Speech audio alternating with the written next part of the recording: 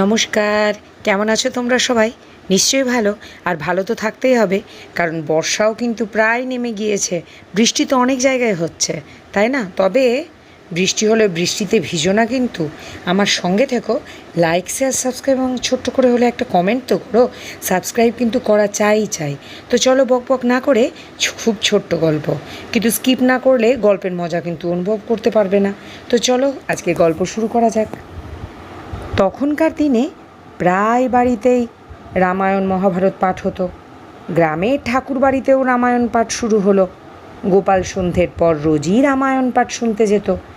একদিন গোপাল কথক ঠাকুরকে জিজ্ঞাসা করলে, আচ্ছা ঠাকুরমশাই, সীতামাকে রাবণ কি করে হরণ করে নিয়ে গেল? ঠিক বুঝতে পারলুম না। ঠাকুরমশাই বলতে লাগলেন, রাবণ রাজা সন্ন্যাসীর বেশ ধরে ভিক্ষা করতে এসে সীতাকে হরণ করে নিয়ে গেল। গোপাল বললে, ঠাকুরমশাই, আপনি তো বললেন যে জনক রাজার বাড়িতে যেখানে হরধনু থাকতো, মা জানকী সেই হরধনু সরিয়ে রোজ পরিষ্কার করতেন, কিন্তু রাবণ রাজা 10 হাত দিয়েও সে হরধনু তুলতে পারেননি। এমন শক্তিময়ী সীতাকে রাবণ হরণ করে নিয়ে গেল কি করে? এই ব্যাপারটা কিন্তু ঠিক বুঝতে পারছি না। আমার মনে হয় রাজার মেয়ে হয়ে বনবাসের কষ্ট সহ্য করতে না পেরে ইচ্ছে করেই সীতা রাবণ রাজার সঙ্গে চলে গিয়েছিলেন। তা না হলে রাবণ রাজার সাধ্য কি যে মা জনকীকে এভাবে হরণ করে নিয়ে যায়? সীতা মা ইচ্ছে করলে এক চড়ে বেটা রাবণকে যমের বাড়ি পাঠাতে পারতেন।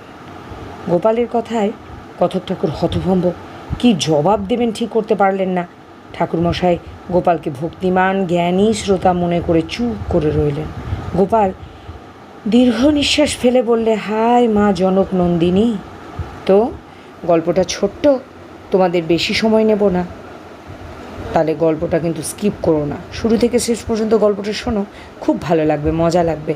আর আমার সঙ্গে থেকে কিন্তু সাবস্ক্রাইব কিন্তু করোই, কারণ এটা কিন্তু আমার দাবি, জোর আমার পরিবারের সবার কাছে।